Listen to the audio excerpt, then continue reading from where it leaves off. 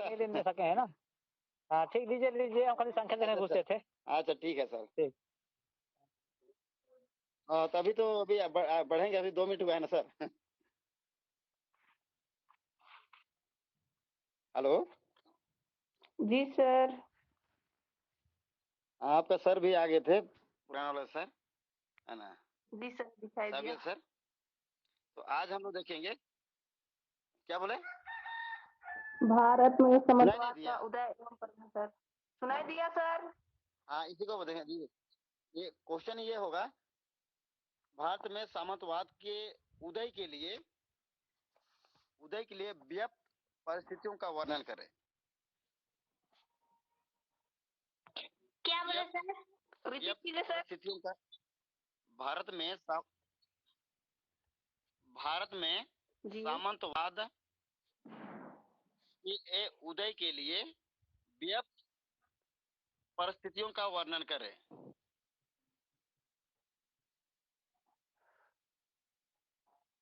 व्याप्त परिस्थितियों का वर्णन करें ना। सर पता नहीं चल रहा है क्या बोल रहे हैं। आप लोग का शायद स्पीकर ऑन होगा, बहुत सारे लोग का लगता है। हमने ये कहा कि भारत में, सुना रहा है, भारत में, जी सर सुनाई दे रहा है। भारत में सामंतवाद के उदय के लिए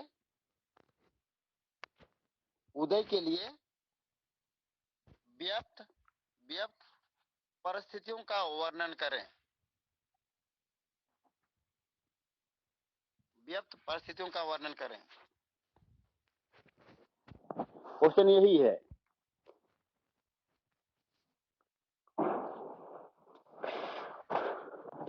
तो जोड़ने में बहुत टाइम लगता है, इसी दिक्कत है ना। जी सर जुड़ने दीजिए, उसके बाद क्लास चालू कीजिएगा। हाँ, जोड़ने देते हैं। अभी हम कहानी आपको सुनाएंगे, उसके बाद में आपको लिखाएंगे, ठीक है ना। जो मेरा लिखा हुआ का आपको फोटो भेजेंगे, आप ठीक आता नहीं है, लिखवाएंगे यहाँ से। नहीं सर, अच्छा से भेजेगा तो पता चल जाता है। बीते बार नहीं ना पता चला था। थोड़ा थोड़ा साफ नहीं दिख रहा था, लिखा हुआ पता चल रहा था, पर जूम कर रहे तो फिर साफ दिखाई नहीं दे रहा था। फट जाता था ना। जी सर। जी हाँ, अगर 2 पेज का सही था, फिर दो पेज का तो दिख रहा था, 2 पेज का क्लियर नहीं दिख रहा था। धुंधला दिख रहा था सर। इसको ठीक से फिर से भेज देंगे क्या? जी यस सर, ठीक से भेज दीजिए। पीडीएफ बना करके। जी सर। जी सर पीडीएफ बना दीजिए ना। ठीक है, सबको पीडीएफ बना करके हम भेज देंगे, कल भेजेंगे क्या? नहीं सर सर आज ही अभी दे दीजिएगा। ठीक है, प्रयास करेंगे। अभी आपको हम सामंतवाद का हम कहानी सुनाएंगे, फिर उसको 1 मिनट 3 मिनट टाइम देते हैं।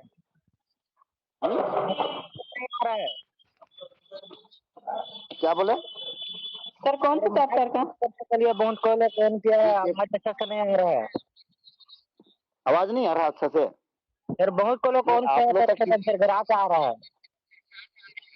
अच्छा नहीं, हम ये कह रहे हैं कि आप लोग का, बहुत सारे लोगों का हमको लगता है स्पीकर ऑन होगा, यस सर। है ना। जी सर। स्पीकर ऑन है, और जो बाहर का जो आवाज आ रहा है, इसी कारण से मेरी आवाज आप लोग को क्लियर नहीं सुनाई दे रही है। सर ऑफ करने बोल दीजिए ना, जिसको जो बोलना रहेगा ऑन करके बोलेगा, ऑफ करने बोल दीजिए फिलहाल। हाँ। हेलो, देखिए आप लोग का स्पीकर ऑफ कर दीजिएगा, देखिए सारे लोगों को डिस्टर्ब होता है ना। कृपया किसी का अगर स्पीकर ऑन होगा तो कृपया करके आप उसको ऑफ कर दीजिए, ताकि किसी को परेशानी ना हो। सर आज कौन सा चैप्टर पढ़ाइएगा? ये हम पढ़ाएंगे सेमेस्टर 3 का 5 पेपर 5 पेपर 5 में हम वही सामंतवाद के उदय के लिए व्याप्त परिस्थितियों का वर्णन करें। क्वेश्चन ये लिखे हैं ना, क्वेश्चन आप लोग सर लिखे हैं चैप्टर क्या? कौन सा लेसन में है? लेसन कौन सा है? लेसन तो यूनिट 1 है ना, सेमेस्टर 3 का पेपर 5 का यूनिट 1 में, यूनिट 1 है। तो आप लोग को हम कहानी सुनाते हैं, अब जुड़ते जाएंगे वो अलग है क्या। देखिए सामंतवाद, सर हाँ हेलो बोलिए। सर। हाँ बोलिए। सर जो आप नोट्स सेंड करते हैं बुक से वर्मा डाइजेस्ट से, वो आप खुद से नोट्स अपना सेंड किया करें, क्योंकि बहुत दिक्कत होता है, बहुत लंबा हो जा रहा है आंसर, हम लोगों को याद करने में देखिए, मुश्किल होगा इतना। समस्या यहाँ पर अभी हमको है ना कि हमको बहुत ज्यादा पढ़ना पड़ जा रहा है। कितना पढ़े और कितना को नोट्स बनाए। या सर हैं? आप लिखवाइए, हम लोग लिखेंगे। है ना। नहीं मैम, ये कह रहे हैं हम नोट्स जो बनाएंगे तुमको बहुत टाइम लगेगा नोट्स बनाने में। ये तो नहीं सर, तय है क्या। आप नोट्स मत बनाइए, आप लिखवाइए हम लोगों को। आप छाट छाट के मतलब अंडरलाइन करके, तो हम लोग बहुत लंबा हो जाता है ये। नहीं उसको देखिए, स्टूडेंट को जानते हैं एक दर्जी के समान होना चाहिए। कहाँ पर जोड़ना है और कहाँ पर काटना है, समझे। जब आपका कपड़ा सिलाई करता है तो कहीं पर जोड़ता है और कहीं पर काटता है और उसको एडजस्ट करता है, समझ गए ना। जी। है। तो आपको यस एक सर। दर्जी की तरह काम करना पड़ेगा। कहीं कहीं पर कपड़ा को काटना है और कहीं पर कपड़ा को जोड़ना है, समझे। यस। मेरी बात समझे अच्छा ना। सर। जी जी। आप गुर्जर प्रतिहार वंश वाला जो हाँ। नोट्स सेंड थे वो क्लियर नहीं दिख रहा था सर, तो फिर से वो हम लोग को क्लिक करके डाल देते ग्रुप पे तो फिर अच्छा रहता। साफ दिखाई ही नहीं दे रहा था, एक दो ठीक है, पेज में था। ठीक है उसको हम डाल देंगे। हाँ ना, डाल देंगे बिल्कुल डाल देंगे। अच्छा वो बात बात को ज्यादा नहीं बढ़ाएंगे। अब हम लोग मेन पॉइंट में आएंगे, सामंतवाद। ठीक है। तो देखिए, जी। सामंतवाद भारत के इतिहास में, भारत में सामंतवाद का काल होता है 750 से 12 ईस्वी के बीच तक का काल को माना जाता है। भारतीय इतिहास में सामंतवादी युग के नाम से जाना जाता है, समझिए। और सामंतवाद, और इसी टाइम में आपका राजपूत काल भी कहा जाता है। इसी टाइम में राजपूत काल रहता है। और राजपूत काल का सबसे बड़ी विशेषता यही था, सामंतवाद, समझिए ना। और जिसे हम कहते हैं, जैसे तत्कालीन समय में, उस समय सामंतवाद राजपूत कालीन समाज को, अर्थव्यवस्था को, राजनीति को, धर्म को तथा कला को गहरे गहरे तौर पर प्रभावित किया था। सामंतवाद का मतलब क्या होता है कि सामंतवाद मतलब भूमि का अनुदान को सामंतवाद बोला जाता है। सामंत, है ना। जैसे राजा राजा लोग के पास में तो लाखों एकड़ जमीन हुआ करता था ना। प्राचीन नहीं, मध्यकालीन भारत में जिस समय राजपूत काल कहेंगे, उस समय राजपूत राजाओं के पास में लाखों एकड़ जमीन होता था, लाखों हेक्टेयर जमीन जमीन होता था। तो ये राजा क्या कहते थे, जो अपना जो अधिकारी होते थे, अपना जो अधिकारी होते थे उसको ये लोग भूमि को अनुदान करते थे, है ना। जैसे किसी को पैसा दे नहीं पाए तो कहेंगे अरे लो इतना सारा जमीन लो और तुम अपना खेती करो। ऐसा सोचकर राजा लोग उनको जमीन देते थे। जैसे कि ब्राह्मणों को क्या है, ब्राह्मण लोग ये करते थे, ब्राह्मणों को पैसा की जगह में उन लोग को भूमि दिया जाता था, है ना। भूमि दिया जाता था। और इस तरह से बहुत सारे लोगों को राजा लोग क्या है भूमि देते थे। और वही भूमि जैसे बहुत सारा जो ये हो जाते हैं उन लोग को, आपका ब्राह्मणों को, जैसे ब्राह्मणों को भूमि दे दिएगा तो एक राजा लोग ब्राह्मण को भूमि नहीं दिया, कितना राजा लोग ब्राह्मणों को भूमि दिया। तो क्या है कि धीरे धीरे उन ब्राह्मणों के पास में भूमि भूमि का जो क्षेत्रफल है ये बढ़ता गया। एकड़ में हजारों एकड़ इन लोग को चला गया, है ना। एकड़ में चला गया। और इसी को सामंतवाद कहा जाता है, सामंती प्रथा कहा जाता है। भूमि के अनुदान को सामंती प्रथा कहा जाता है। और इसमें क्या है कि ये काल जो इसको परीक्षण, देखिए एक चीज बता रहे हैं आप लोग, ध्यान पूर्वक सुनिएगा। कहता है कि सामंतवाद का शुरुआत कब से हुआ है। तो सामंतवाद का शुरुआत कब से होता है, तो इसका सामंती ये जो जमीन अनुदान का जो व्यवस्था है, इस व्यवस्था का शुरुआत होता है सातवाहनों ने किया था। सातवाहन काल सुने हैं ना, सातवाहन। हेलो, सातवाहन यस नाम जी सुने होंगे। सर। जी तो सुने हैं। सातवाहनों के साथ, हाँ तो देखिए परीक्षा में एक क्वेश्चन आता है, अब ध्यान से सुनिएगा। सातवाहन भूमि अनुदान किसके समय से चालू हुआ, किस वंश के समय से चालू हुआ। तो ये सातवाहनों के समय से भूमि अनुदान व्यवस्था जो है ये चालू हुआ, समझ गए। ये परीक्षा में आता है, आप लोग याद कीजिएगा, ध्यान दीजिएगा, ठीक है। ये भूमि दान या भूमि अनुदान का जो व्यवस्था, जो ये परंपरा जो चालू हुआ, ये आपका सातवाहन काल से चालू हुआ, ठीक है ना। तो क्या हुआ कि इस व्यवस्था में भूमि का अनुदान चालू हो गया था, और ये गुप्त काल में जाते जाते ये पूरा जोर शोर से ये इस व्यवस्था विकास के लिए फैल गया था, व्यापक रूप से इसका विकास हुआ था गुप्त काल में। और पूर्व मध्य काल में यह व्यवस्था पूर्ण रूप से स्थापित हो गया। पूर्व मध्य काल किसको बोलेंगे? गुप्त काल के बाद, है ना। तो ये पूर्व मध्य काल इसको कहा जाता है। जैसे कि आपका गजनी सब आ गए, है ना, उसको पूर्व मध्य काल कहा जाता है। तो उस समय में ये व्यवस्था था, जो सामंतवादी व्यवस्था, ये पूर्ण रूप से ये स्थापित हो चुका ये भारतीय युग में। और इस काल में जो अनुदान, भूमि अनुदान की जो व्यवस्था थी, जो परंपरा था, भूमि दान देने तक ही सीमित नहीं रहा। इसके साथ साथ में क्या होता था, भूमि दान जो राजा लोग होते थे, महाराजा लोग होते थे, ये ब्राह्मणों को और क्षत्रियों को और छोटे छोटे व्यापारियों को, जो राजा महाराजा का जो काम कर देते थे, तो उनको काम के पारिश्रमिक के रूप में उनको क्या है, भूमि दान दिया जाता था, है ना। और ये कब ये पूरा पूर्ण रूप से स्थापित हुआ? ये पूर्व मध्य काल के समय में। जैसे इसका शुरुआत क्या होता है, गुप्त काल के समय से शुरुआत होता है। और पूर्व मध्य काल किसको बोलेंगे? मतलब आपको 750 से लेके आपका 1200 ईस्वी के बीच के काल को पूर्व मध्य काल कहा जाता है।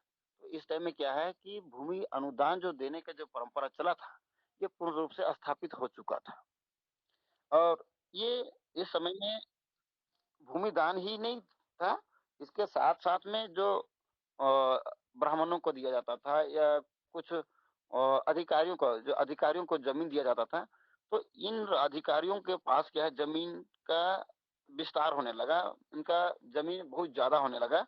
तो अब क्या है कि इन लोगों को, जिनके पास जमीन अब ज्यादा होने लगा था, राजा के पास तो जमीन था ही, बहुत ज्यादा जमीन था, राजा महाराजा के पास बहुत ज्यादा जमीन था।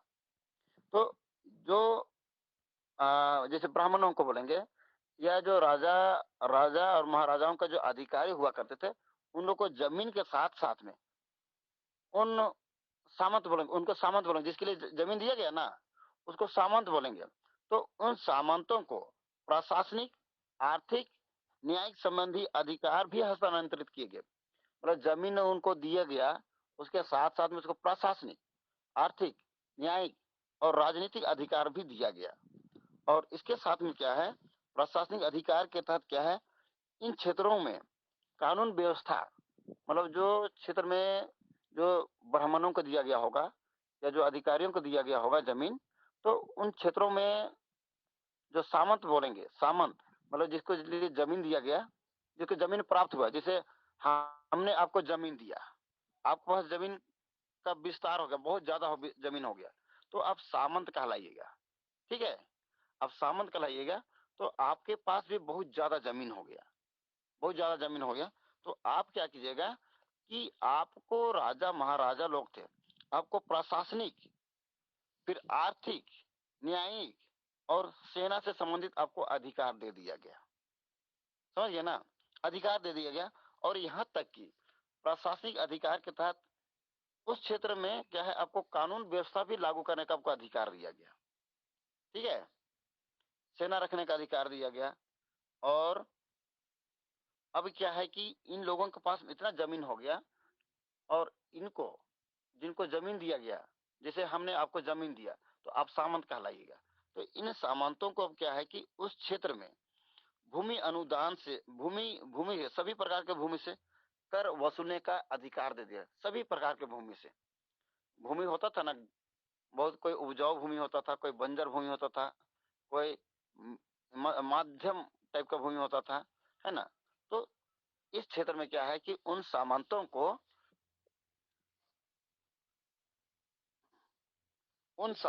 क्या है कि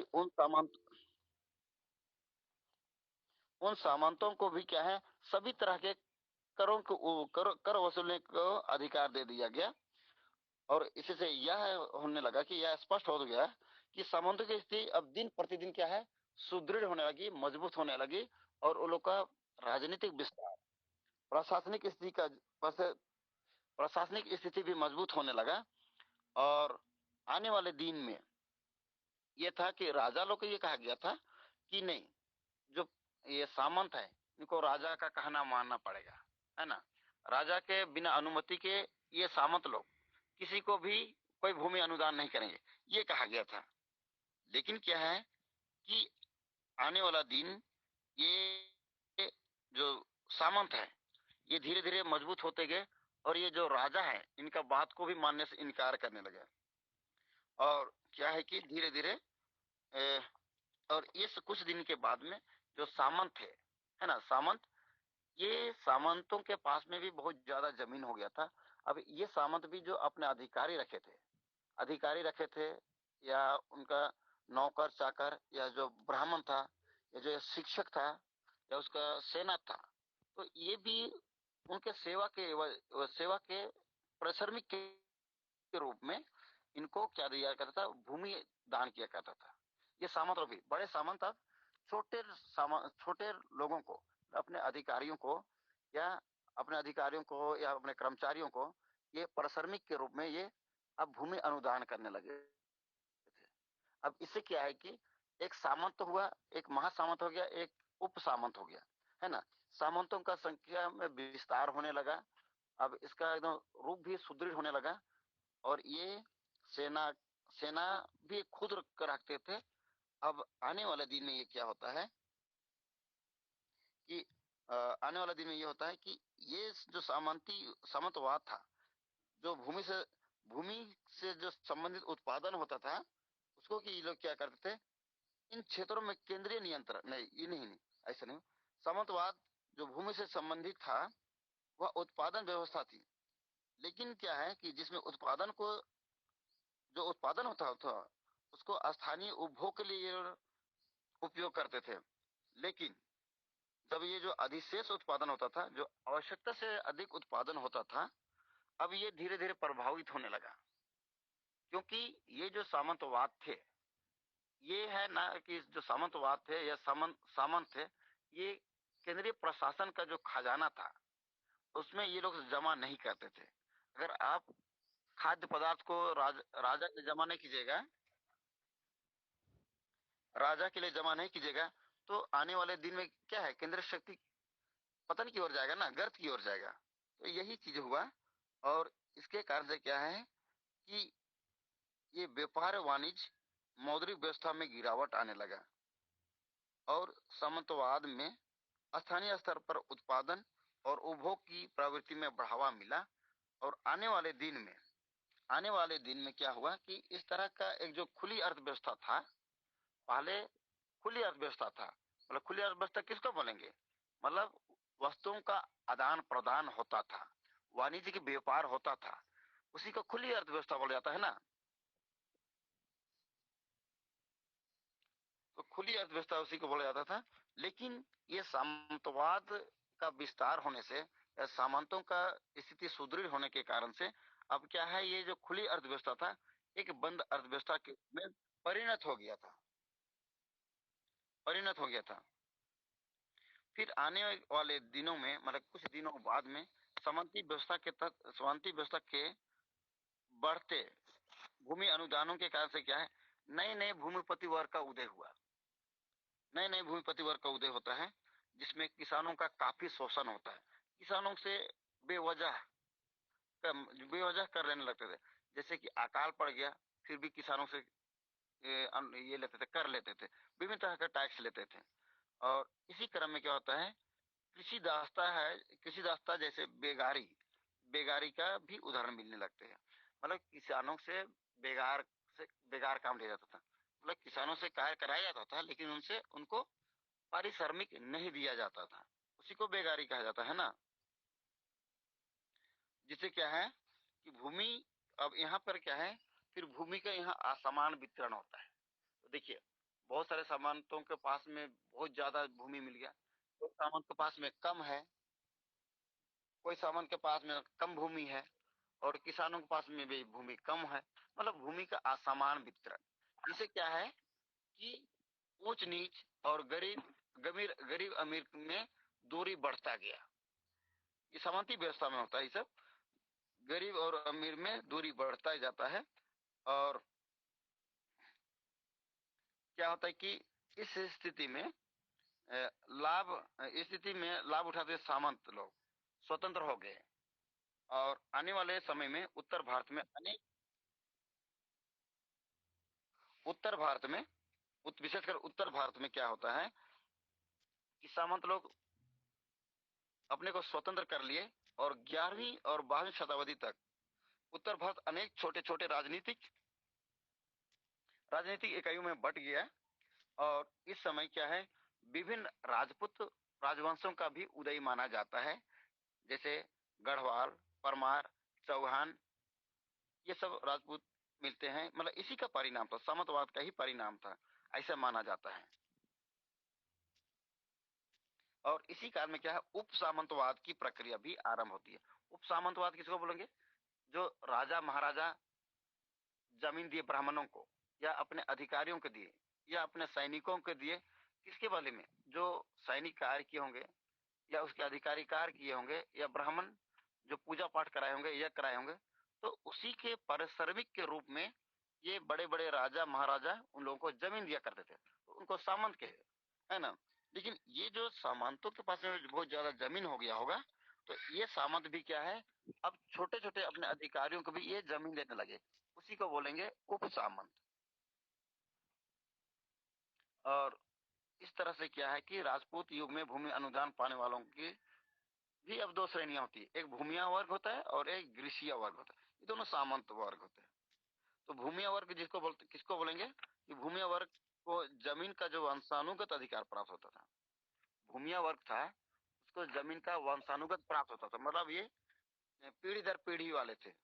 और जबकि गृहस्थीय थे ये ऐसा नहीं था, इनको जमीन देते थे, फिर ये आपका वंशानुगत ये नहीं होता था, इसको लॉटरी के माध्यम से होता था इस टाइप का। फिर क्या है कि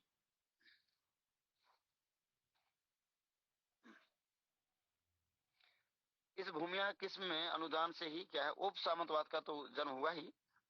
और देखिए इससे क्या हो, जैसे कि आपका सामंतों को इतना अधिकार दे दिए राजा महाराजा कि ये अब स्वतंत्र हो गए। अब ये राजा और महाराजाओं का बात मानने से इनकार कर दिया, उन लोगों को समय से कर देने से इनकार कर दिया।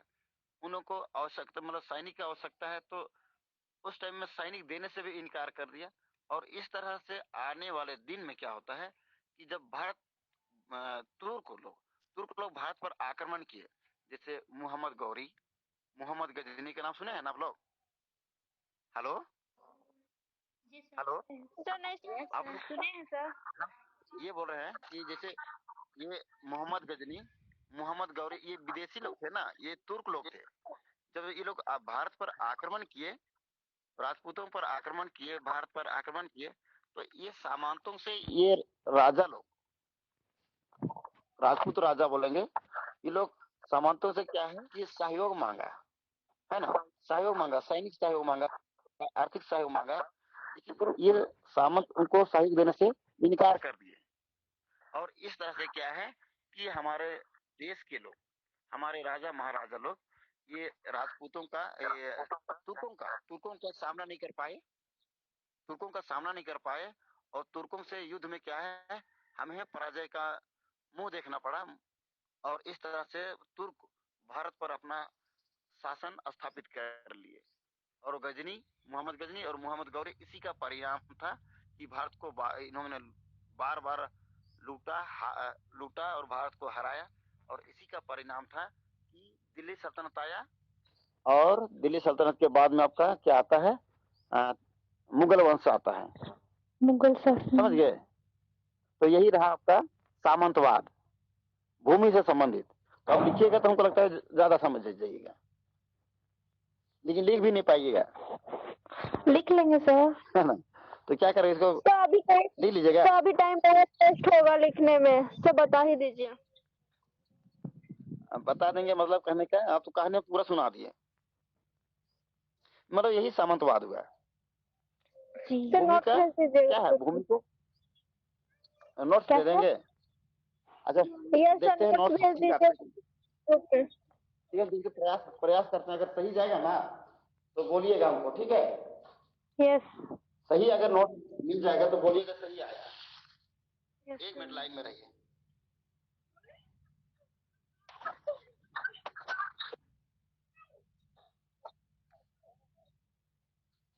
तो पढ़ने पाइएगा तो ठीक है ना।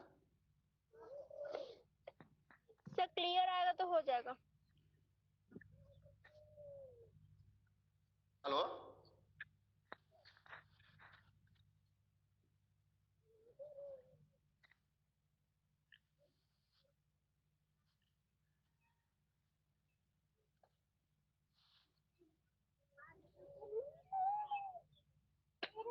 एक लाइन नहीं पढ़ा पाएगा लग रहा है। थोड़ा देखिए, फर्स्ट लाइन लिख लीजिए, थोड़ा सा लिख लीजिए, उसके बाद हम आपको फोटो देंगे। जी हेलो जी यस थोड़ा सा सर। कर लीजिए, उसके बाद हम आपको फोटो देते हैं, ठीक है ना। यस थोड़ा सा एक एक, एक पैराग्राफ लिख लीजिए। हाँ बोलिए। एक पैराग्राफ लिख लीजिए, उसके बाद में हम देते हैं आपको। अब पढ़ा जाएगा, समझ के पढ़ लीजिएगा, थोड़ा सा मेहनत कीजिएगा, ठीक ना। यस हेलो, थोड़ा सा मेहनत कीजिएगा, पढ़ा जाएगा। तो लिखिए आप लोग। Hello, yes sir. बैग को बंद सारे करने लोग को सुनाई दे रहा है मेरी आवाज? स्पीकर ऑफ करेंगे हेलो, आप लोग ये बंद कर दीजिए, बंद कर दीजिए, है ना, बंद कर दीजिए ये आपका स्पीकर ऑफ कर दीजिए। थोड़ा सा लिखिए, उसके बाद हम आपको फोटो भेज देते हैं ना। लिखेंगे सामंतवाद, लिखेंगे लगभग 750 से 1200 ईस्वी तक की, लगभग 750 से 750 से 12 ईस्वी तक, 1200 ईस्वी तक, 1200 ईस्वी तक की अवधि को, 1200 तक, 1200 ईस्वी तक की अवधि को भारतीय इतिहास में, भारतीय इतिहास में सामंतवादी युग के नाम से, सामंतवादी युग के नाम से जाना जाता है, सामंतवादी युग के नाम से जाना जाता है। पूर्ण विराम, पूर्ण विराम। फिर पैराग्राफ चेंज करके लिखेंगे, लिखेंगे सामंतवाद राजपूत काल की, सामंतवाद राजपूत काल की सबसे महत्वपूर्ण विशेषता थी। सामंतवाद राजपूत काल की सबसे महत्वपूर्ण विशेषता थी। पूर्ण विराम, राजपूत काल की सबसे महत्वपूर्ण विशेषता थी, पूर्ण विराम, जिसने तत्कालीन समाज, जिसने तत्कालीन समाज, कौमा, अर्थव्यवस्था, अर्थव्यवस्था, कौमा, राजनीति, राजनीति, राजनीति, राजनीति, कौमा, धर्म, धर्म तथा, तथा धर्म तथा कला सभी को, तथा कला सभी को गहरे तौर पर, गहरे तौर पर प्रभावित किया, गहरे तौर पर प्रभावित किया। पूर्ण विराम, गहरे तौर पर प्रभावित किया, पूर्ण विराम। फिर पैराग्राफ चेंज करेंगे। सामंतवाद भूमि अनुदान से, सामंतवाद भूमि अनुदान से, भूमि अनुदान से अभिन्न रूप से जुड़ा हुआ है, अभिन्न रूप से जुड़ा हुआ है, अभिन्न रूप से जुड़ा हुआ है। पूर्ण विराम, अभिन्न रूप से जुड़ा हुआ है, पूर्ण विराम। सामंत, सामंतवादी व्यवस्था या सामंती व्यवस्था के उद्भव, सामंती व्यवस्था के उद्भव और विकास में, सामंती व्यवस्था के उद्भव और विकास में भूमि अनुदान व्यवस्था का, भूमि अनुदान व्यवस्था का विशेष महत्व रहा है, अनुदान व्यवस्था का विशेष महत्व रहा है, पूर्ण विराम, विशेष महत्व रहा है, पूर्ण विराम। अब पैराग्राफ चेंज करके लिखेंगे। भूमि अनुदान व्यवस्था का प्रारंभ, भूमि अनुदान व्यवस्था का प्रारंभ मुख्य रूप से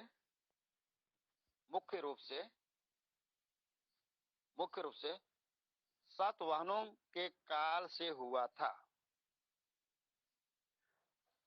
सातवाहनों के काल से हुआ था, पूर्ण विराम, सातवाहनों के काल से हुआ था, पूर्ण विराम।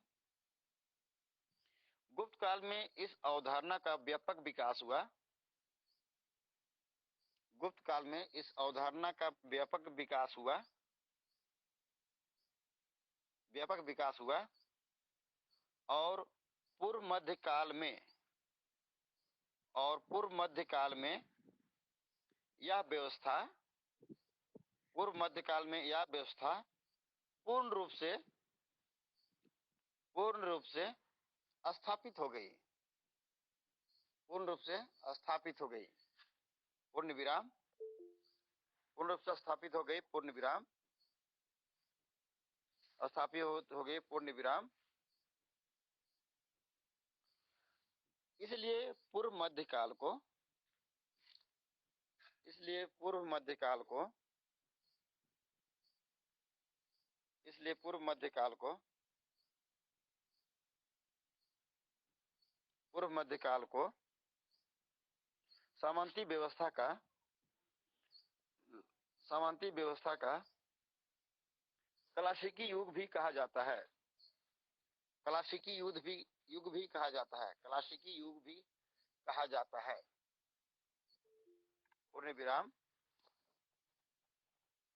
क्लासिकी युग भी कहा जाता है, पूर्ण विराम। फिर पैराग्राफ चेंज करके लिखेंगे।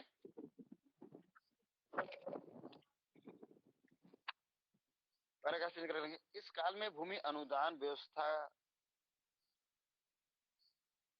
इस काल में भूमि अनुदान व्यवस्था मात्र भूमि दान देने तक ही, मात्र भूमि दान देने तक ही,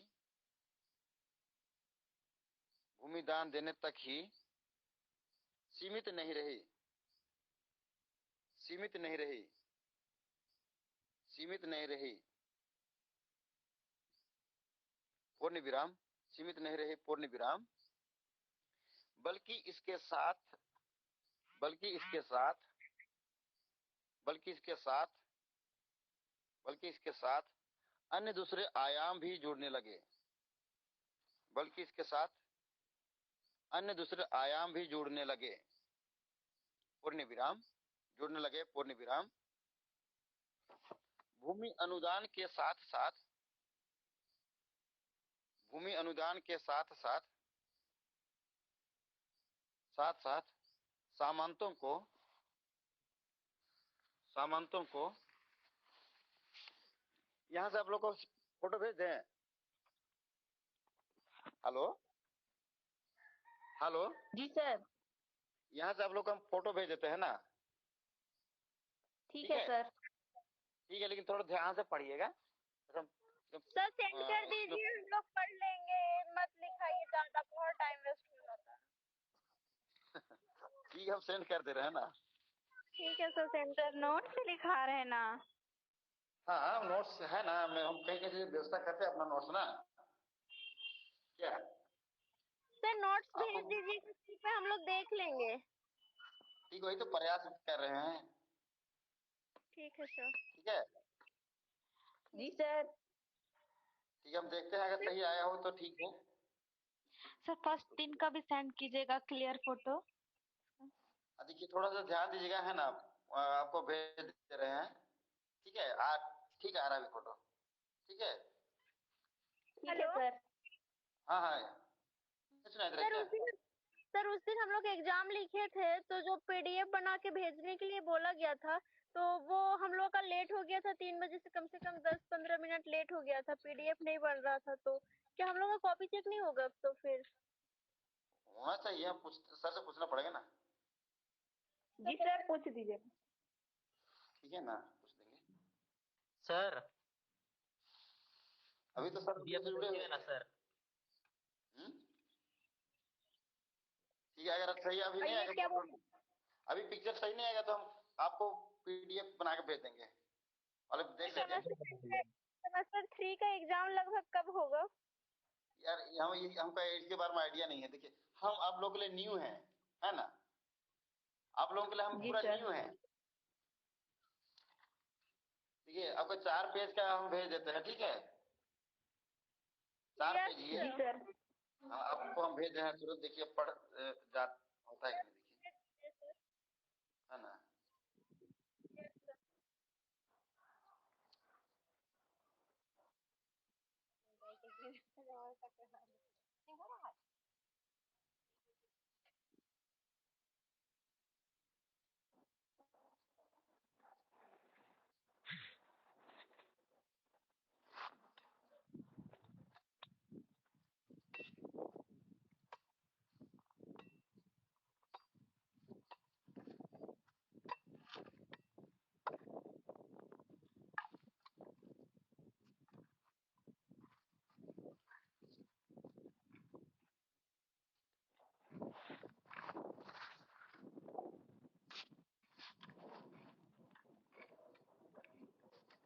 अरे कुछ छूट गया लगता है, कुछ छूट गया लग रहा है।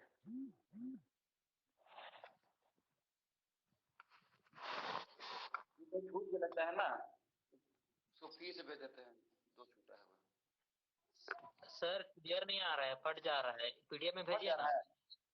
जी सर, जी सर, पूरा फट जा रहा है, ब्लर ब्लर आ रहा है। ठीक है, पीडीएफ बना, पीडीएफ ठीक है, ठीक है, आप लोग को भेज देते हैं। ठीक है, कोई दिक्कत नहीं है, आप लोग भेज देते हैं ना।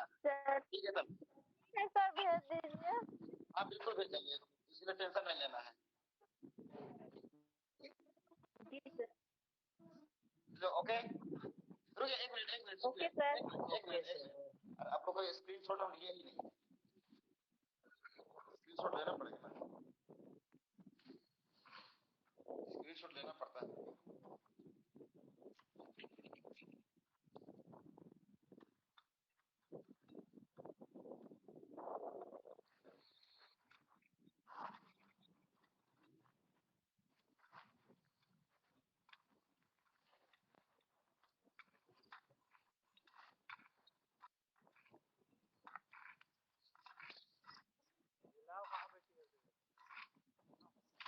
चलिए, ठीक है ना।